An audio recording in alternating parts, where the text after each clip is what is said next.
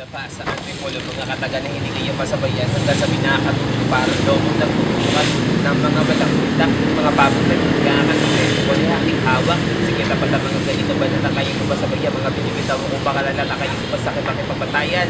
Hindi na bibili ka, kahit mawala ako, bahal kayo kung hindi ka namang matigas nila na mga pumapapel.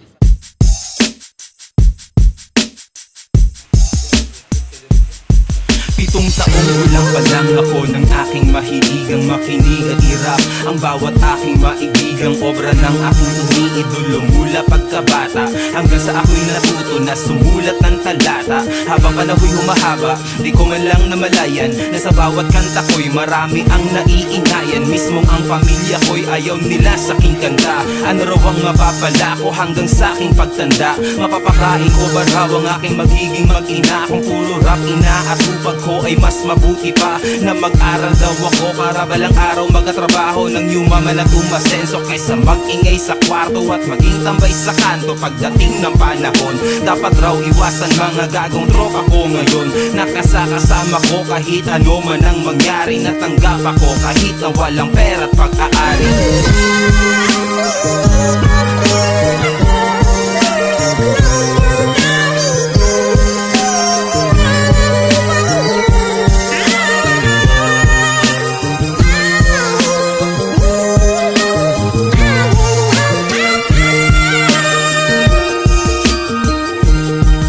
Oo, di ako yayaman sa aking pagsusulat. Ang sumikat makilala ay minsan ko ring hinangad. Naging maangas sa paningin at pandinig ng karamihan. Baduy sobrang mahangin at nagagaling-galingan sa tingin ng iilang kapwa mga manunulat. Kung sino pang mas nakakaangat, yun pa ang nagbubuhat ng bangko para masabing di sila basta-basta. Kasi malaking barko sila habang ako'y isang balsa. Natuloy lang sa pagsasagwan, san man ako anurin, abutin man ng gutom at ako may lamunin ng bagyot. Mga pagsubok na sa akin ay nakaharang, di man marating ang rurok. Dala ko pa rin ang tapang at paniniwala sa sarili ko at mga obra na aking nagawa para sa mahal kong kultura. Tama na sa aking sapat lang, di ko kailangan ng sobra na nagmamahal at patuloy sa aking sumusuporta.